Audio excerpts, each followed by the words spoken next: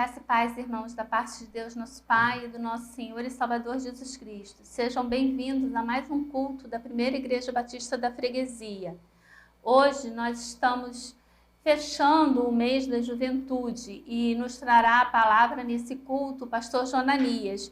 Eu gostaria de começar esse momento de adoração a Deus, convidando a todos para abrirem suas Bíblias no livro, na carta de João, na primeira carta de João, capítulo 2, versículo 14.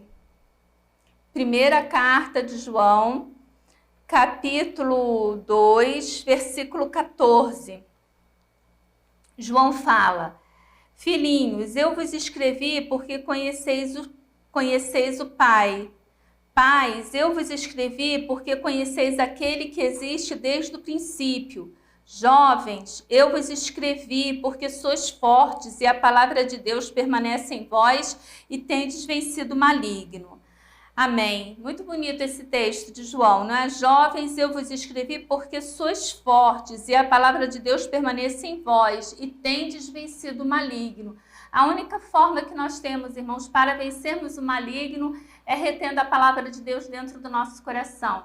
E louvado seja Deus porque temos uma juventude que estuda a palavra, que ama estudar a palavra de Deus, seja através da EBD, pequenos grupos e em outros cursos, não é, aos quais eles vão se qualificando para estudarem a palavra de Deus, e nós somos muito agradecidos a Deus por isso. Nesse momento nós vamos estar ouvindo alguns louvores com a participação do pastor Marcos.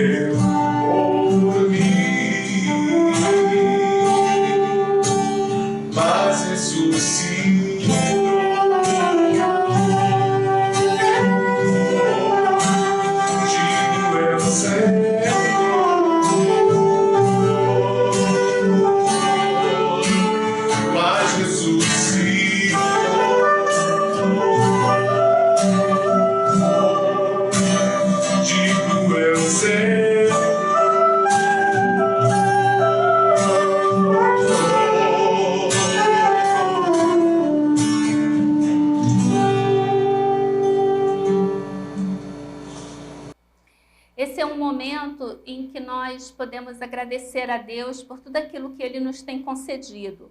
Uma das formas que nós temos de agradecermos a Deus, de reconhecermos aquilo que Deus tem feito por nossas vidas, é através das nossas contribuições, através dos nossos dízimos e ofertas. Eu gostaria de te convidar a abrir a sua Bíblia na carta de Paulo aos Coríntios, na segunda carta de Paulo aos Coríntios, capítulo 9, versículo 7. 2 Coríntios 9, versículo 7.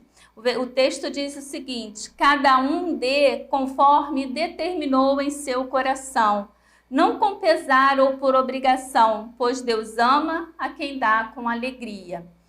Se você nesse momento tem dízimos e ofertas, eu te convido a estar fazendo a transferência ou orando, agradecendo a Deus nesse momento, se você já entregou, porque é um momento de gratidão. Quando devolvemos a Deus parte daquilo que Ele tem nos concedido no dia a dia, o nosso trabalho, as nossas forças, o ar, o alimento, a produção do alimento, a chuva, tudo, irmãos, em tudo está a mão e o poder de Deus operando. Em todas as ações que fazem chegar o alimento até a sua mesa, existe ali a mão e o poder de Deus. E por isso nós devemos sempre ser gratos a Deus por todas as coisas, por todos os benefícios que Ele nos tem concedido. Vamos orar agradecendo a Deus, sempre lembrando que você não é obrigado a contribuir, a dar. Deus não quer. Deus, mais do que olhar para a sua oferta, Ele olha para o seu coração e para a forma como você está contribuindo. E aqui diz que Deus ama a quem dá com alegria.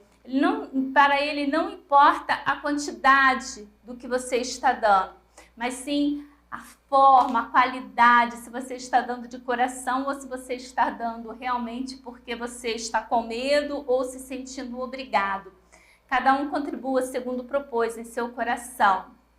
Vamos orar agradecendo a Deus esse momento. Amado Deus, eterno Pai, glorificado seja o Teu nome. Nós te somos gratos, Senhor, por todos os benefícios que o Senhor nos tem feito. Que podemos te dar, ó Deus, de forma a compensar ou a retornar aquilo que o Senhor tem nos concedido. Nós não temos nada, Senhor, porque tudo te pertence. Aceita dessa forma, Senhor, a nossa aquilo que retribuímos, aquilo que te restituímos, os nossos dízimos e as nossas ofertas.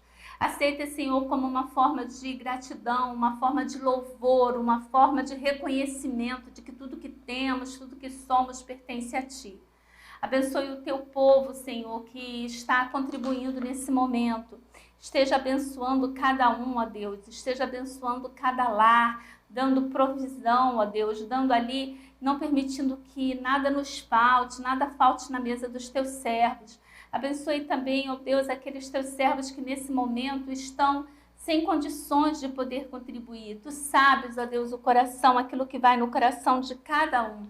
Não permita, Senhor, que eles venham a ficar pesarosos ou entristecidos ou até mesmo atemorizados, mas que eles possam, ó Deus, realmente confiar em Ti, no Teu poder e na Tua provisão e em tudo, ó Deus, todos possamos ser devidamente agradecidos a Ti.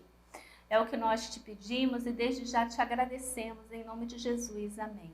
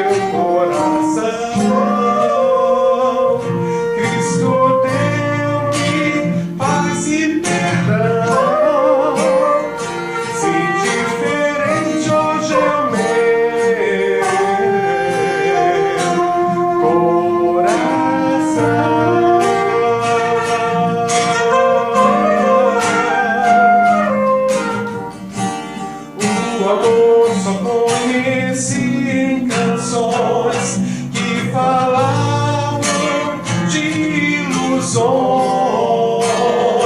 mas tudo agora é diferente. Isso fala toda a gente, pois Cristo deu-me o seu amor.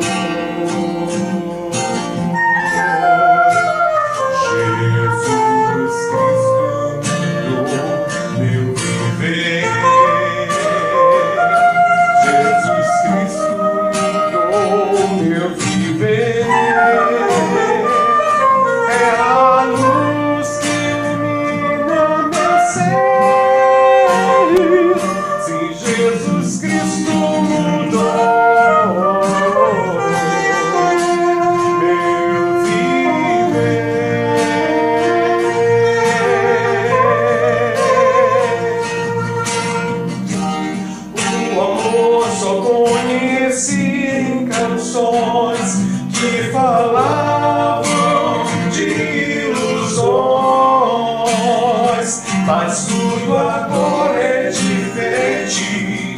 Isso fala toda a gente, pois Cristo deu-me o seu amor.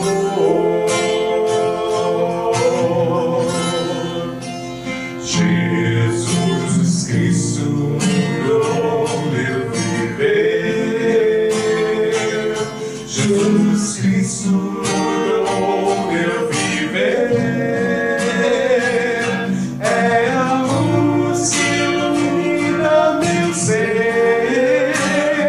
Jesus Cristo mudou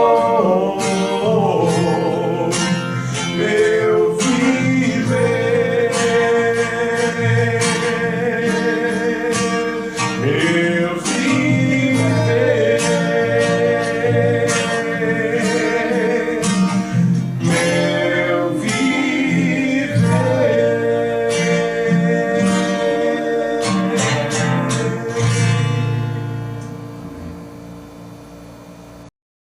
Irmãos, vamos estar nesse momento curvando as nossas frontes e intercedendo por aqueles irmãos que estão enfermos. Nós estamos com a irmã Rose da nossa igreja, ela testou positivo para o Covid. Vamos estar orando pela Rose, que o Senhor possa estar recuperando a saúde daquela serva tão valorosa na obra dele. Pedimos também oração pela irmã Maria Geralda, que ainda continua internada. Não esqueçam, irmãos, de estarem orando pela irmã Maria Geralda. Rogamos também a Deus pela vida da Jerusa, que está acometida de um câncer muito grave, que o Senhor possa estar ali cuidando daquela serva dele, como tem cuidado até aqui. E oramos também nesse momento, pedimos oração pela vida da Gláucia. A Gláucia veio para o Brasil, está em tratamento. Que os irmãos possam estar também orando pela vida da Gláucia, que o Senhor possa estar restituindo a saúde, o vigor e a alegria da Gláucia, para que ela logo possa estar novamente no campo missionário, trabalhando, fazendo aquilo que ela tanto ama fazer, que é levar a palavra de Deus conhecida às pessoas que ainda não o têm como único e suficiente Salvador. Não deixe de estar orando também pela nossa juventude, que o Senhor possa estar ajudando os nossos jovens, fortalecendo cada dia mais a fé deles, livrando eles, né? Como diz Paulo, como diz a oração, não peço que os livre do mundo, né? Mas que o Senhor aumente a fé, dê suporte a eles para as tentações. E vamos orar também pelo nosso pastor, ele está fazendo alguns exames, tem estado um pouco enfermo, que o Senhor possa estar ajudando, orientando os médicos e nos mostrando logo o que é que ele tem para que possamos iniciar logo o tratamento. Esses são os pedidos de oração. Vamos orar, irmãos, nesse momento. Amado Deus, eterno Pai, mais uma vez, Senhor, nós queremos te agradecer. É um momento em que estamos colocando vários pedidos no teu altar, Senhor, mas queremos começar te agradecendo porque até aqui o Senhor tem nos ajudado, até aqui o Senhor tem nos conduzido, até aqui a sua mão forte e poderosa tem operado, ó Deus, em nossas vidas e por isso nós te louvamos e agradecemos. Agora, Senhor, confiantes de que servimos a um Deus que é todo-poderoso, um Deus que pode todas as coisas, colocamos a vida dos teus servos que estão enfermos no teu altar. Senhor, cuida da Glaucia, cuida da Jerusa, cuida do pastor, cuida da irmã Maria Geralda, cuida, Senhor, da Rose, cuida, Senhor, daquelas pessoas que eu não sei o nome, mas que estão aí no coração dos teus servos, que estão orando nesse momento. Ó Deus, visita cada coração adoecido nesse momento, ó Pai, que eles possam sentir a tua mão, o teu poder, ó Deus, a tua graça, a tua paz nesse instante. Ó Deus, conforta os corações dos teus servos que estão enlutados, que perderam entes queridos, ó Deus. Senhor, console esses corações. Sabemos, ó Deus, que esse consolo só pode vir de Ti. Nós queremos Te pedir também, ó Deus, pela nossa juventude, para que o Senhor esteja cuidando cada vez mais deles, da liderança, Senhor. Não permita que nenhum jovem, Senhor, venha a se desviar, venha a sair dos Teus santos caminhos, mas que cada dia eles possam ser mais, ó Deus, transformados pela renovação do entendimento deles e experimentem a sua boa, perfeita e agradável vontade. Queremos Te pedir, ó Deus, para aquelas pessoas que estão ali no Afeganistão, Senhor, sem saber, ó Pai, de onde elas podem obter o socorro, que a Tua palavra possa chegar até aqueles corações. Pedimos também, ó Deus, que o Senhor esteja ali olhando, Senhor, para aqueles talibãs, ó Deus, para aqueles corações, e que o Senhor possa, ó Deus, fazer com que aqueles homens possam receber a Tua palavra, ó Deus, que eles possam ter um encontro contigo, ter suas vidas transformadas, assim como o Senhor fez com Paulo, ó Deus. Nós rogamos a transformação da vida desses homens, para que eles, ó Deus, deixem de fazer maldade e possam, ó Deus, espalhar a Tua palavra, Senhor, pelo mundo, assim como o Senhor fez e usou o apóstolo Paulo. São esses os nossos pedidos, ó Deus, os nossos agradecimentos que colocamos diante do Teu altar. Em nome de Jesus, amém. Irmãos, uma alegria poder estar participando do encerramento deste mês da mocidade da nossa igreja. Esta é uma mensagem que estamos, desde domingo passado, no culto da manhã, direcionando aos nossos jovens e, por extensão, a toda a igreja. Mas, nesse instante, eu estou chegando aos lares dos irmãos através dessa gravação e, nesse exato instante, pregando a mesma mensagem no culto ao vivo, que não é transmitido à noite aqui em nossa igreja. Você que ainda não participou dos nossos cultos vespertinos, venham às 18h30, todo domingo às 18h30, estamos nos reunindo no templo da Primeira Igreja Batista da Freguesia para adoração, louvor ao Senhor. Esse mês foi um mês em que os jovens estiveram atuando vivamente na direção do culto, nos louvores, na condução do culto e nas mensagens. Uma boa parte deles pregando pela primeira vez no púlpito da igreja. Mas vamos à mensagem desta oportunidade. Aprovados por Deus neste século delirante. Inicio com uma pergunta aos irmãos. Será que o que está acontecendo no mundo, as guerras constantes, a violência permanente, a insegurança que toma conta de nossas cidades, a situação econômica frágil das nações, as catástrofes climáticas, geológicas que se repetem com incêndios, chuvas torrenciais, secas, inundações, terremotos, maremotos, vulcões em erupção, pandemias. Será que o que está acontecendo são apenas acontecimentos naturais, ocasionais? Ou são avisos de Deus de que algo vai mal, muito mal, com a humanidade? Ao ver e ouvir as notícias sobre essas ocorrências, a impressão que particularmente tenho é que o planeta está gritando. Está gritando.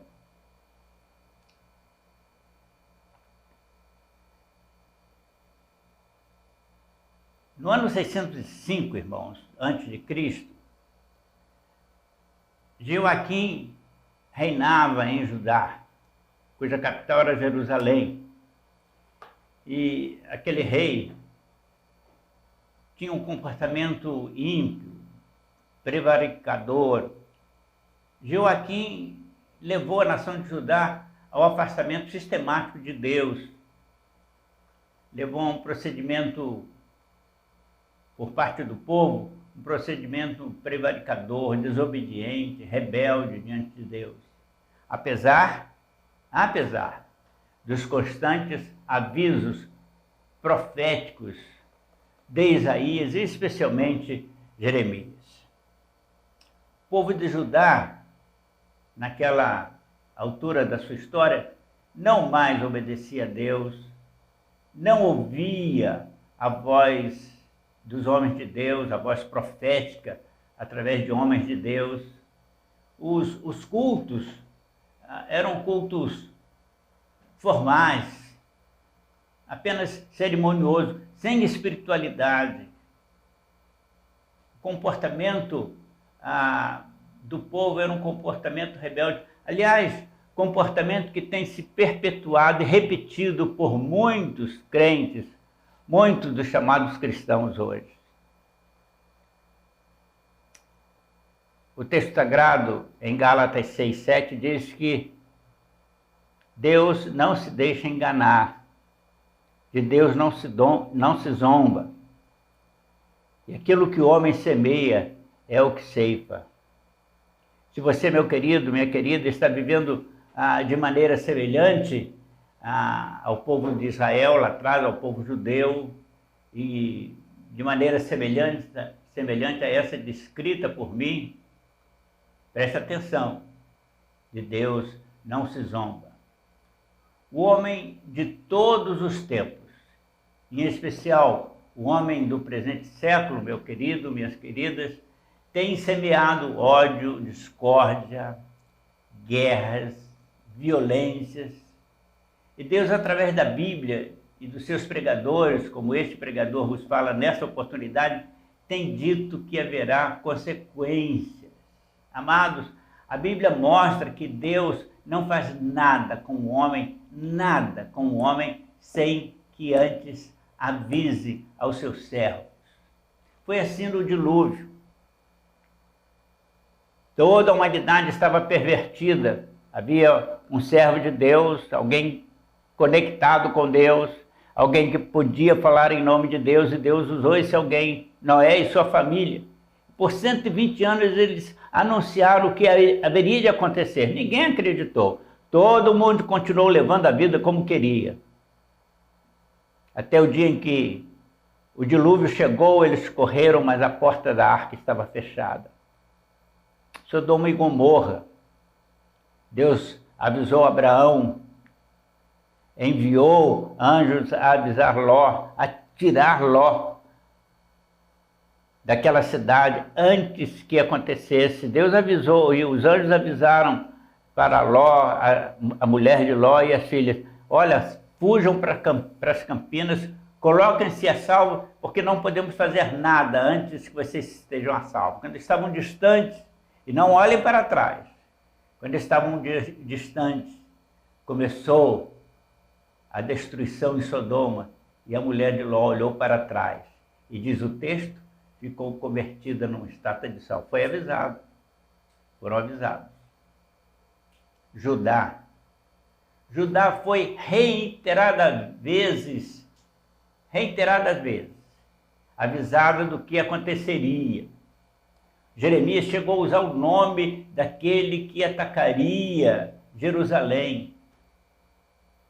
Eu vou ler o texto. Vou ler o texto de Daniel, o texto que fala sobre aquela ocupação de Daniel, capítulo 1. Vou ler, é um texto longo, vou ler todo o capítulo, mas, por favor, tenham paciência e acompanhem com atenção e, se possível, com a sua Bíblia aberta. primeiro capítulo de Daniel, lá no Velho Testamento. No terceiro ano do reinado de Joaquim, rei de Judá, Nabucodonosor, rei da Babilônia, veio a Jerusalém e a sitiou. E o Senhor entregou Jeoaquim, rei de Judá, nas mãos de Nabucodonosor, e também alguns dos utensílios do templo de Deus, que foram levados por Nabucodonosor para o templo do seu Deus na terra de Sinar, e os colocou na casa de tesouro do seu Deus, o Deus babilônico. Depois ordenou a Aspenaz, o chefe dos oficiais da sua corte, que trouxesse algum dos filhos de Israel, da família real e da nobreza, jovens sem defeitos físicos e de boa aparência, cultos, inteligentes, que dominassem os vários campos do conhecimento e fossem capacitados para servir no palácio real. Ele deveria ensinar-lhes a língua, a literatura, os costumes babilônicos. De sua própria mesa, o rei designou, então, uma porção diária para a alimentação daqueles, uma porção de comida e de vinho. E eles receberiam um treinamento durante 3 anos, depois do qual passariam por um teste e serviriam o rei. Entre esses, alguns que vieram de Judá, Daniel, Ananias, Misael e Azarias, o chefe dos oficiais deu-lhe nomes novos.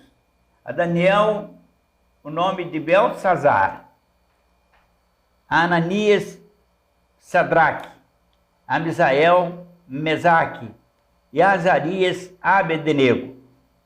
Daniel, contudo, decidiu não se tornar impuro, não se contaminar com a comida, com o vinho da mesa do rei, e pediu ao chefe dos oficiais permissão para se abster deles.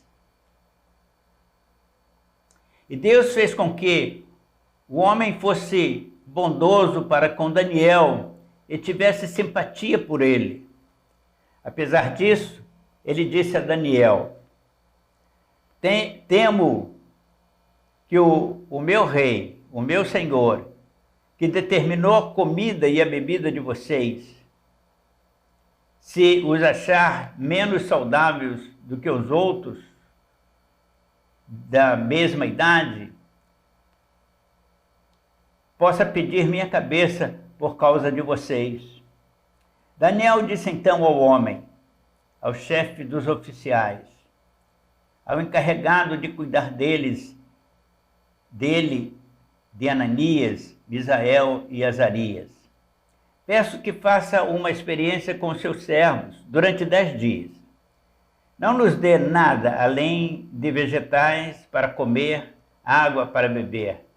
Depois compare a nossa aparência com a dos jovens que comem a comida do rei e trate os seus servos de acordo com o que você concluir. Ele concordou e fez a experiência com eles durante 10 dias. Passados 10 dias, eles pareciam mais saudáveis, mais fortes do que os outros, daqueles que comiam da mesa do rei. Assim o encarregado tirou a comida especial e o vinho que havia sido designado para eles, e em lugar disso dava-lhes água e vegetais.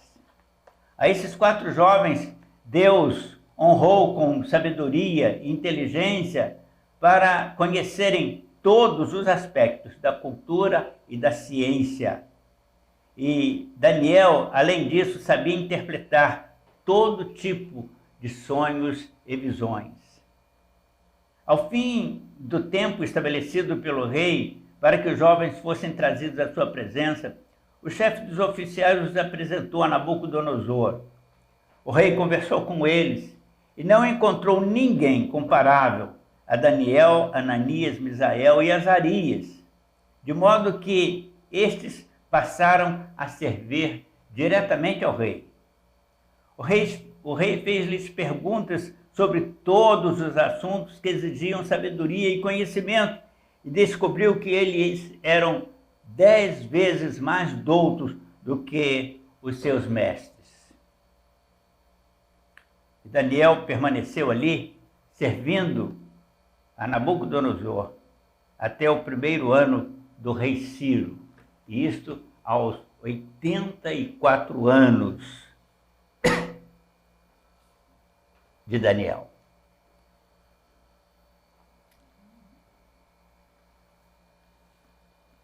A história diz, portanto, queridos e queridas, que no ano 605 a.C., Nabucodonosor, após dominar a Síria, cuja capital era Nínive, o Egito, ele atravessou o Sinai e sitiou Jerusalém.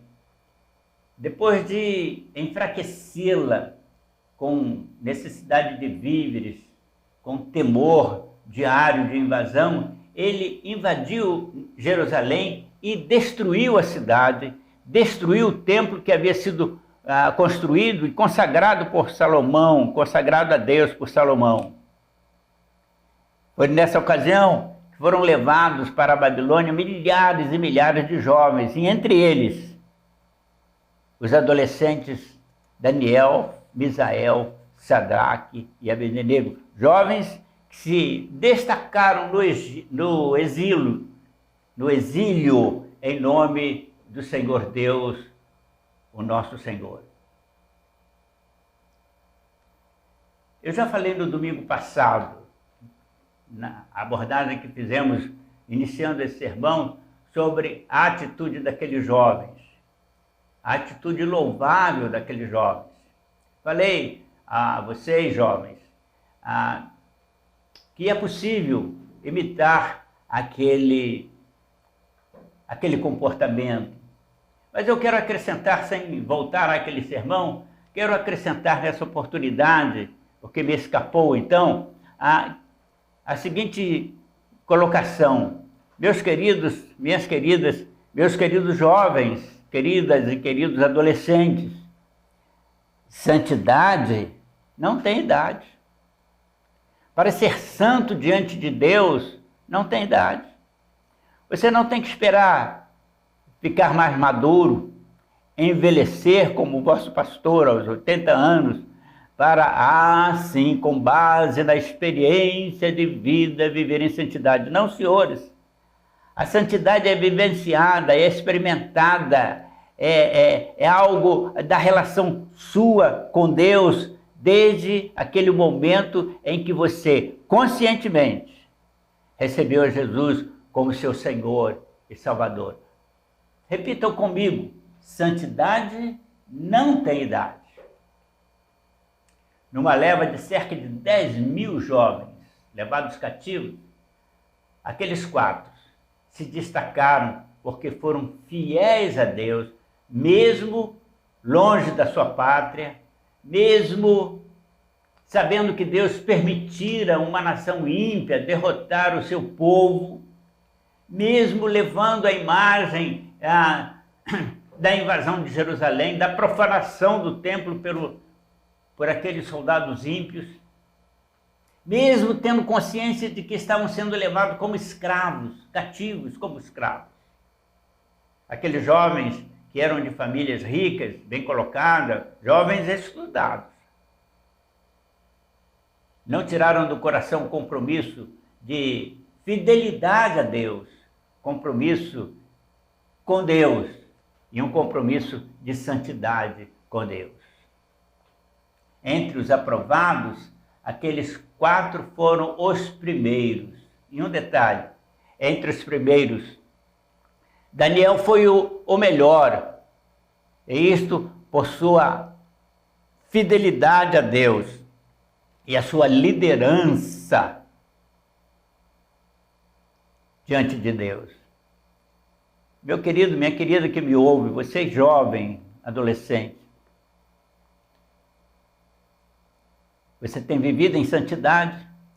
Você tem procurado ser um líder a serviço do Senhor, na sua comunidade, na sua igreja, na sua escola, entre os seus primos e conhecidos e vizinhos da sua idade? Ou eles têm prevalência de liderança sobre você, convidando e levando-o para comportamentos pecaminosos? Santidade não tem idade, e eu posso acrescentar que fidelidade não tem idade. Queridos irmãos, a obediência a Deus sobre as pressões da vida diária está em risco. Vou repetir, a nossa obediência a Deus, por causa das pressões diárias, está em risco. Lembre-se, porém, a obediência a Deus é difícil, muito difícil, quando por pura obrigação, mas é fácil de ser conquistada como padrão de vida quando ela acontece por pura devoção. Devoção, meu querido, deve ser praticada em qualquer idade. Quero ler um outro texto para vocês. Agora, na carta de Pedro, a segunda carta de Pedro, capítulo 3, e vou ler novamente um trecho um pouco longo, vou talvez saltar alguns versículos aqui, mas a 2 Pedro 3, a partir do versículo 1 ao versículo 15. Amados, preste atenção. Amados, esta é a segunda carta que lhes escrevo, diz Paulo aos seus queridos naquela ocasião. Em ambas quero despertar lembranças à sua mente para que vocês se recordem das palavras proferidas no passado pelos santos profetas e do mandamento de nosso Senhor e Salvador Jesus, aqueles mandamentos que os apóstolos de vocês lhes ensinaram.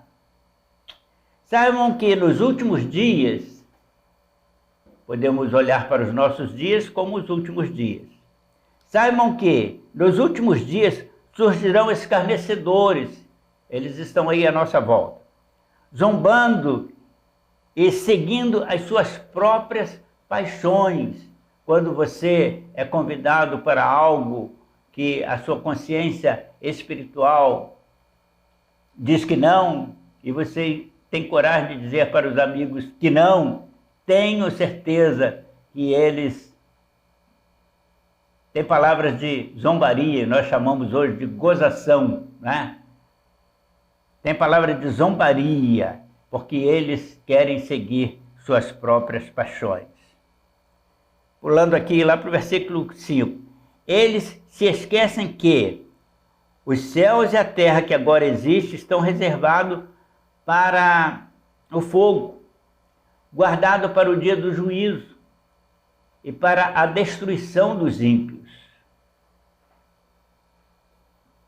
Esse presente século, a terra, este planeta, as cidades, tudo que há nesse planeta está reservado para o fogo. É bíblico. Para o dia do juízo. O dia do juízo é bíblico. E para a destruição dos ímpios. Não se esqueçam disso, amados. Para o Senhor, um dia é como 1000 anos, e 1000 anos como um dia. O Senhor não demora em cumprir a sua palavra como julga alguns. Ao contrário, Ele é paciente com vocês, não querendo que ninguém pereça, mas que todos cheguem ao arrependimento. O retardamento do cumprimento profético das profecias que vão se cumprir está baseado no amor e na longanimidade com Deus, que desejam que alguns ainda reconheçam a verdade e se arrependam. O dia do Senhor, porém, virá. os céus desaparecerão com grande estrondo, os elementos se desfarão pelo calor e a terra e tudo que nela há se queimará. Que tipo de pessoa? E aí Pedro está perguntando àqueles que têm conhecimento da palavra. E eu uso as palavras de Pedro para fazer a mesma pergunta a vocês. Que tipo de pessoas é necessário que você seja? Vivam de maneira santa e piedosa, recomendou ele, esperando o dia de Deus. Naquele dia, os céus serão desfeitos pelo fogo e os elementos se derreterão pelo calor. Todavia, de acordo com a sua promessa, esperamos novos céus e nova terra, onde habita a justiça. Amados, enquanto esperam essas coisas, empenhem-se para serem encontrados por Ele, pelo Senhor Jesus, em paz, imaculados, inesculpáveis. Tenham em mente que a paciência do nosso Senhor significa salvação. Queridos, o tempo que estamos vivendo é um tempo de grande perplexidade. Vivemos em um mundo dividido. Está dividido entre direita e esquerda, entre conservadores e progressistas, entre crentes e descrentes, entre adoradores a Deus e ateus, entre ricos e pobres, entre crentes carnais e crentes espirituais. Vivemos em um mundo dividido em dois. Por causa dessa dicotomia, por essa divisão, a humanidade, meus queridos, iniciou o século XXI em crise. Toda essa crise demanda dessa divisão, e porque está pesando mais aquelas partes negativas da divisão do que as positivas. Então, a humanidade iniciou o século XXI em crise e dela não sai, nem sairá. E está caminhando, a humanidade está caminhando para o caos, até já presente e se acentuando em várias culturas. Nós temos visto coisas estarrecedoras, especialmente nesses últimos 20 dias, um país tomado por forças inimigas do mesmo país, que está dividido em duas situações políticas de interesses pessoais. Estamos vendo pessoas se agarrando nas asas do avião, nas rodas do avião, caindo das alturas, porque querem fugir dali. Coisas inimagináveis para o século XXI, para o conhecimento dos homens do século XXI. Amados, a crise que vivemos é real, mas não natural. E ela não é só uma crise sanitária, uma crise de saúde. É também econômica, é uma crise política, uma crise cultural, uma crise moral e, preste atenção, especialmente uma crise espiritual.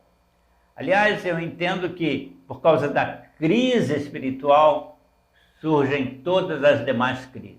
Por favor, queridos, não me vejam como um propagandista do caos, um aterrorizador catastrófico.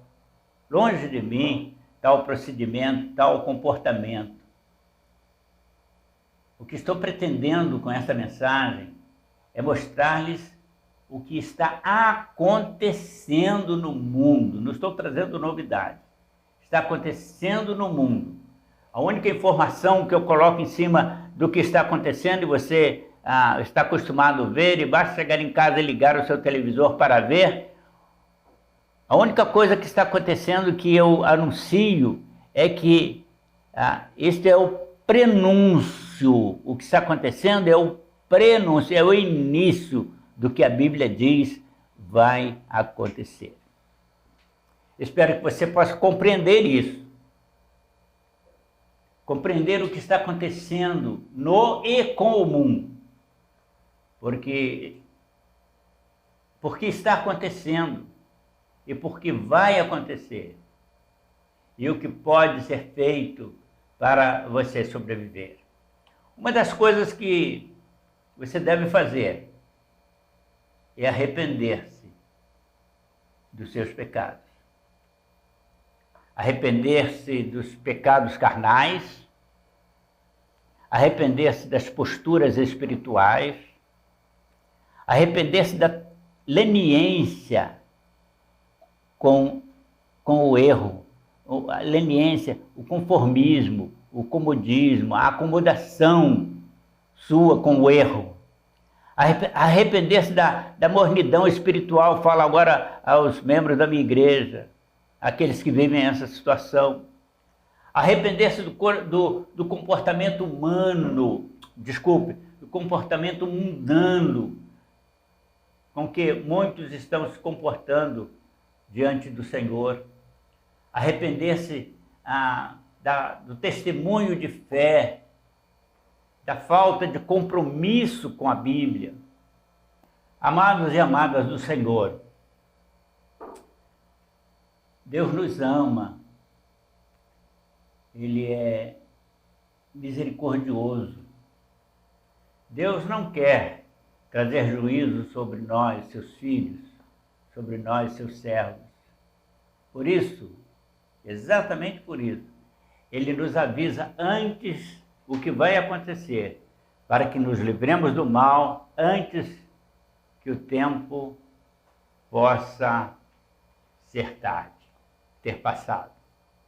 O texto de Apocalipse capítulo 3, versículo 11, ele está dizendo para a igreja, para mim e para você: eis que em breve voltarei. Retenha o que você tem, para que ninguém tome a sua coroa, o seu galardão. Ele está dizendo que está prestes a voltar, meu querido irmão, minha querida irmã, meu jovem, meu adolescente, minha adolescente querida. O Senhor está prestes a voltar. Vocês são uma das gerações desse final dos tempos. E Ele está prestes a voltar. Ele está dizendo, olha, vigie, preste atenção, para que ninguém tome o que você já possui, que é o seu galardão. Você já é salvo. E agora, ninguém tome o seu galardão. Irmãos, eu vou repetir o que já disse há pouco. A crise que se abate sobre o planeta, a crise que atinge as nações, ela é real e é muito mais do que uma crise pandêmica de saúde ou uma crise político-financeira. Esta crise é, acima de tudo, espiritual. E se ela é espiritual, faça a sua parte. Faça a sua parte. Tome conta da sua vida espiritual.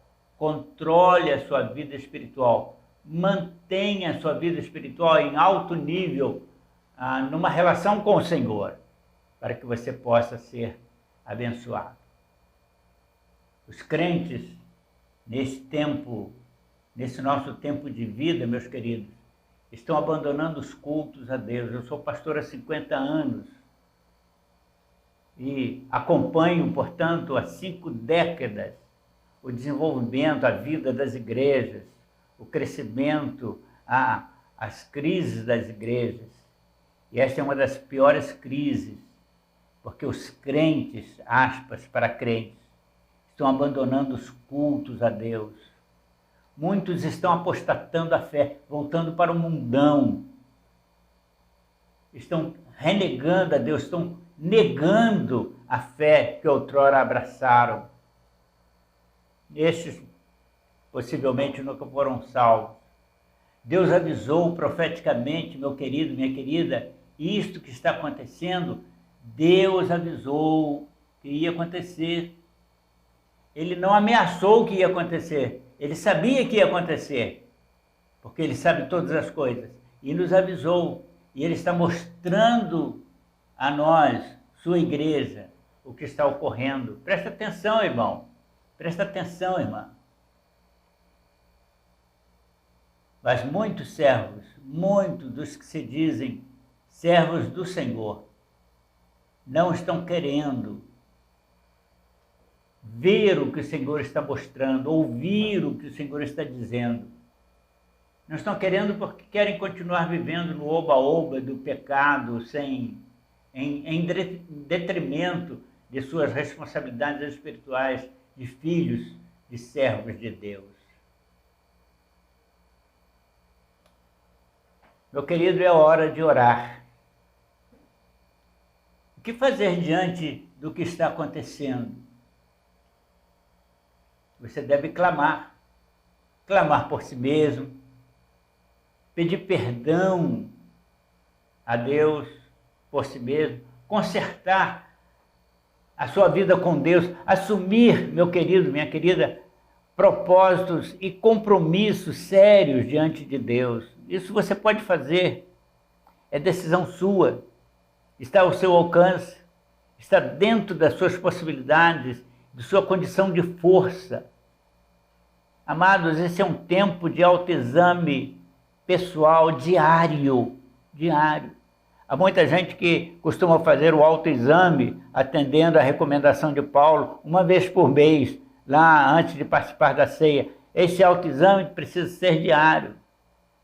Antes de você dormir, cada noite, faça uma revisão da sua vida, do seu comportamento durante o dia, do que você disse, do que pensou, do que falou, do que fez durante o dia. E conserte-se com Deus. Este é um tempo de constante reflexão, de corajosas tomadas de decisão espiritual, zelo com a vida espiritual, com a vida devocional, com a vida religiosa. É um tempo de cuidado, meu irmão, minha irmã, você que é pai, mãe, tio, avô, avó. É um tempo de cuidado espiritual para com a família, com seus jovens lá, com as suas crianças. Queridos, essa receita de como enfrentar a crise mundial, que é mundial, não é minha não, é de Deus. É Deus que nos responde à pergunta: como vencerei essa crise? Será que há saída para essa crise? Veja lá o que está escrito, meu querido, em 2 Crônicas. É um texto conhecido, mas eu quero ler para você. 2 Crônicas 7, versículo 14. Se o meu povo, que se chama pelo meu nome, se humilhar e orar, e buscar a minha face, a minha presença, e se afastar dos seus maus caminhos, dos céus o ouvirei, e perdoarei os seus pecados, e curarei a sua terra.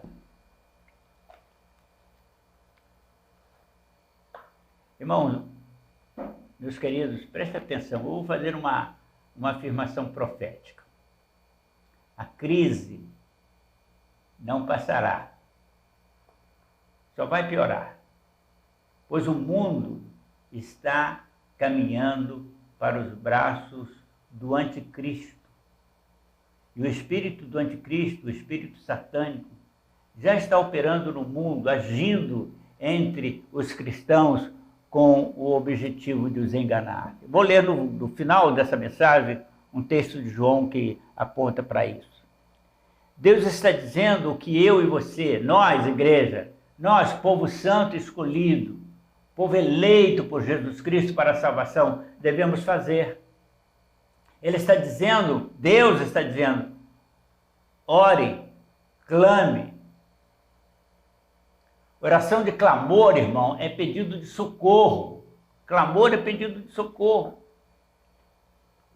Devemos orar pelo Brasil. Clamar pelo Brasil.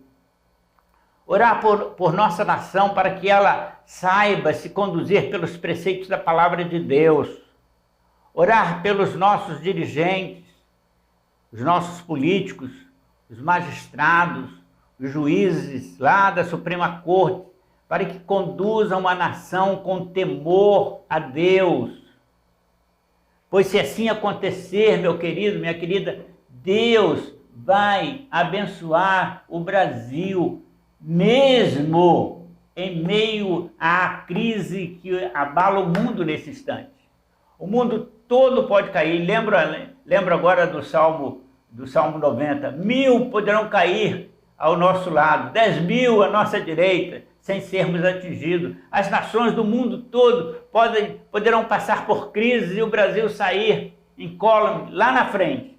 Se o povo de Deus orar, arrependendo dos seus pecados, mudando de comportamento, mudando de atitude, e os dirigentes de nossa pátria, aqueles que receberam de nós a incumbência de conduzir a nossa pátria, tenham vergonha, tenham compromisso com Deus e com o povo, e saiba nos conduzir dentro da palavra do Senhor.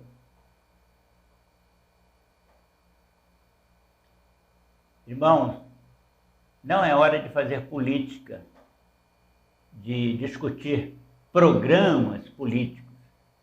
É hora de orar. Ano que vem é ano de eleição.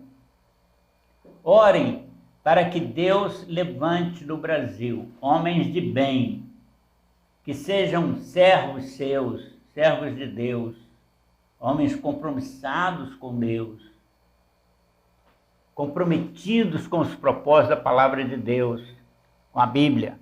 Homens que sejam instrumentos para abençoar o Brasil e nele a igreja do Senhor. Lembrem-se da promessa: se o meu povo orar, meu querido irmão, é promessa do Senhor, se o meu povo orar, eu ouvirei, diz o Senhor, eu ouvirei e sararei a sua terra. Confira lá, 2 Crônicas 7,14. A nossa terra qual é, meu irmão, minha irmã? É o Brasil. Então, se o povo brasileiro, o povo de Deus no Brasil orar, o Senhor vai ouvir e vai sarar o Brasil, vai curar o Brasil. Irmãos, o Brasil pode ser uma nação bênção para o mundo. Ouvi isso na minha juventude, os pregadores dizendo que o Brasil seria o celeiro do mundo, poderia alimentar o mundo todo. E trabalhávamos naquela ocasião para que o Brasil pudesse exportar, como os Estados Unidos o fez por muito tempo, infelizmente agora mudou de posição, a palavra de Deus. O Brasil pode, meu querido, minha querida, ser uma nação bênção para o mundo. O nosso país tem todas as condições para isso. Viajei muitos países pelo mundo, fazendo trabalho de evangelismo, falando, pregando em nome do Senhor. E onde quer que chegava, que me identificava como brasileiro, era bem recebido, era recebido com carinho, porque o povo brasileiro é um povo simpático para eles. O Brasil só não é uma bênção para o seu povo e para o mundo, meu querido, porque o povo brasileiro está pecando contra Deus, está se afastando de Deus, em todos os sentidos, em todos os níveis, tem blasfemado contra Deus, tem adotado um comportamento anticristão, um comportamento cristofóbico, facilmente percebido nas mídias e nas ruas, principalmente na mídia pelo estímulo na mídia televisiva, que dita o comportamento moral do povo brasileiro com suas novelas, com seus filmes violentos. E esse comportamento está se refletindo no meio do povo, nas ruas. E esse comportamento também está se refletindo, infelizmente, nas igrejas com esfriamento espiritual do povo de Deus no Brasil. Os crentes no Brasil estão se tornando mornos. Nem é frio, nem é quente. Está morno. Lá no livro de Apocalipse diz que o Senhor rejeita, expele das suas entranhas o morno. Meus queridos, essa mornidão e essa indiferença que tem impedido o Brasil de ser o celeiro de bênção, tanto material quanto física, que devia ser, que podia ser para o mundo. Irmãos, nós temos a Bíblia. A Bíblia é a verdade. E a Bíblia diz, vou repetir, que se o povo de Deus clamar, se arrepender, mudar o seu proceder, Deus ouvirá o clamor, Deus perdoará, Deus sarará a terra, sarará o Brasil, que é a nossa terra. Oremos, pois, a Deus, meus queridos, e peçamos a Deus compaixão. Arrependamo-nos dos nossos pecados e Deus nos abençoará. Vou para o final. Meu querido, minha querida, é hora de confiar. É hora de arrepender, é hora de orar e hora de confiar. Confiar é depender. Então, o subtítulo desse item poderia ser: é hora de depender de Deus. Querido, minha querida, meu irmão amado, querido de outras igrejas que me ouvem, alguns que talvez estejam me vendo pela primeira vez, dependa de Deus. Dependa de Deus mesmo que a crise mundial atinja a sua família, a sua saúde. Leve luto para a tua casa. Destrua os teus negócios, suas finanças. Tire você do teu emprego. Você seja preso. Não está ficando difícil agora ser preso por falar a verdade. Dependa de Deus, mesmo que você tenha saúde.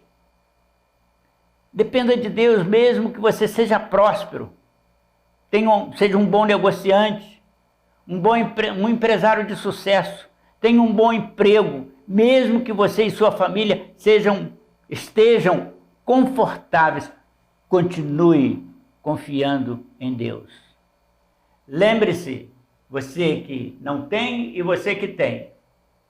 Lembre-se, você não tem nada que seja teu deste mundo, pois do Senhor é a terra na sua plenitude, diz o salmista, no Salmo 24, verso 1.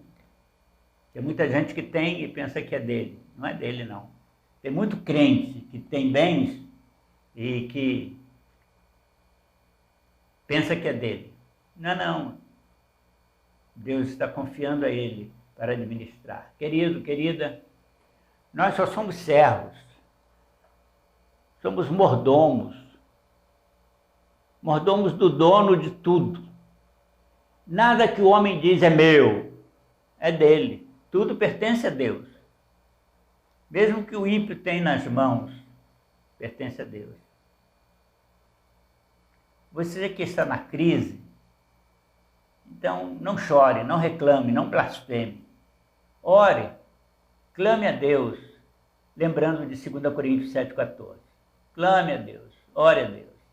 Você vai mal? Não chore não reclame, clame a Deus. Você que está bem e confortável, não se envaideça dessa condição, não fique soberbo porque você tem, não fique prepotente, pois isso que você diz ser teu não é teu, e você pode perder num dia só, num momento só. Então ore, clame por misericórdia, seja fiel a Deus, zelando com carinho, pelo que tens nas mãos, e Deus conservará o que tens. Só Deus, lembre-se disso, só Deus tem o poder de preservar em tuas mãos o que você tem neste momento. Irmãos, Deus é o Senhor. Eu e você somos alvos do seu amor. Vou repetir. Estou falando para os crentes, para os servos, para os fiéis, para os salvos. Deus é o Senhor. Eu e você somos alvos do amor de Deus. Confie nisso. Confie nisso.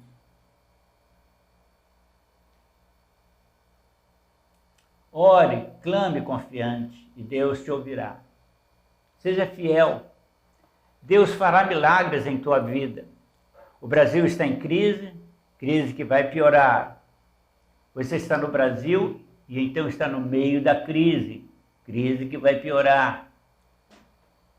A diferença entre você e o teu vizinho, a diferença, meu querido, entre você, que é um crente fiel, e o outro em tua igreja, que seja um crente infiel, é que você que é fiel, mesmo em um Brasil em crise, mesmo em um Brasil que vai piorar, você não vai se desesperar, porque nesse Brasil em crise, você será abençoado por Deus por causa da tua fidelidade.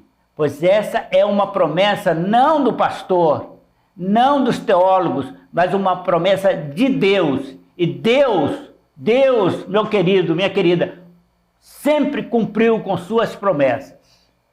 Reflitam nisso. Pensem seriamente sobre isso. Irmão, o teu negócio vai mal? Confie. Continue confiando. Continue confiando e sendo fiel. Fiel, mesmo na má situação. Continue adorando. No momento, adorando a Deus. Porque no momento certo, na hora certa, e a hora certa é a hora de Deus, Deus agirá em teu favor. Irmão, seja generoso para com Deus, mesmo tendo pouco em suas mãos. Seja fiel para com Deus nos dízimos, nas contribuições, nas ofertas alçadas. Ponha Deus à prova. Malaquias 3,10, faça a prova de mim, desafiou o Senhor.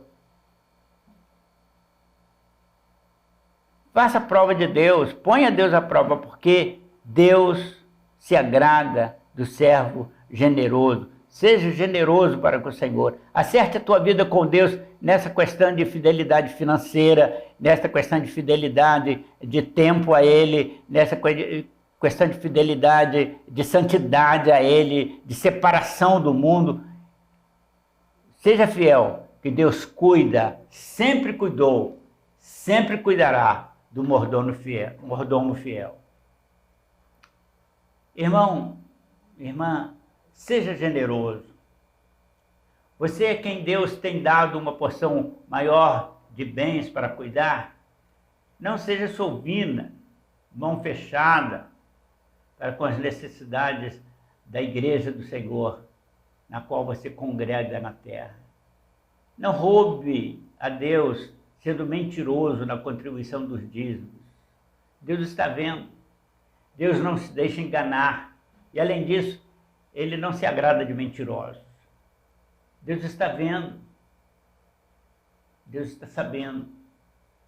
Acerte a tua vida com Deus. Seja fiel nos dízimos, generoso nas ofertas. Estamos aí no início de campanha de missões nacionais. Seja generoso na oferta missionária que você vai dar junto através da sua igreja. Deus quer te abençoar, tornar abundante a tua vida em todos os sentidos. Pois é Ele quem repreenderá o devorador quando este se aproximar e quiser tomar o que você tem nas mãos, que é dele. Quando o devorador quiser avançar sobre tua vida, o Senhor vai te abençoar. Irmãos, a nossa segurança não está nos bens que administramos e que chamamos de nossos. A nossa segurança está no Senhor, o dono dos bens que temos em nossas mãos. Irmãos, estamos caminhando para dias difíceis, dias terríveis, piores do que os que temos vivido. Estamos ouvindo nesses dias rumores de guerra. Estamos vendo poderes da nossa república brigando por vaidade e não pelo povo, ou pelo cumprimento do dever que eles têm para com o povo. São situações que nos entristecem a alma, o coração. Há momentos que tenho vontade de partir para os céus, me conformo em ficar por aqui, porque ainda sinto que Deus tem missão para mim aqui. Enquanto Ele achar que eu devo ficar, eu vou ficar de muito bom prazer para servir ao Senhor, mas para servir ao Senhor. A direção em que caminha a humanidade, e nela o Brasil, não dá mostras de mudança de rumo. E ela e o Brasil caminham para a grande tribulação, o tempo do anticristo. E isso significa que caminhamos para dias piores, dias mais difíceis. Quero ler, como prometi, encerrando estas considerações, na carta de na carta de João, a primeira carta de João, lá pertinho do livro do Apocalipse, João capítulo 2. Vou ler os versículos de 12 a 27. Vou ler todo o capítulo, é um capítulo interessante. Filhinhos, vou ler desde o versículo 1, então. Filhinhos, escrevo-lhes estas coisas para que vocês não pequem. Se porém pecar, temos um intercessor, Jesus Cristo. Ele é a apropriação pelos nossos pecados, e não somente pelos nossos, mas também pelos de todo o mundo. Sabemos que o conhecemos se obedecermos aos seus mandamentos. Finalzinho do versículo 6. No versículo 6. Aquele que afirma que permanece nele deve andar como ele andou. Versículo 7. Amados, não lhes escrevo um mandamento novo, mas um mandamento antigo, que vocês têm desde o princípio. No entanto, o que lhes escrevo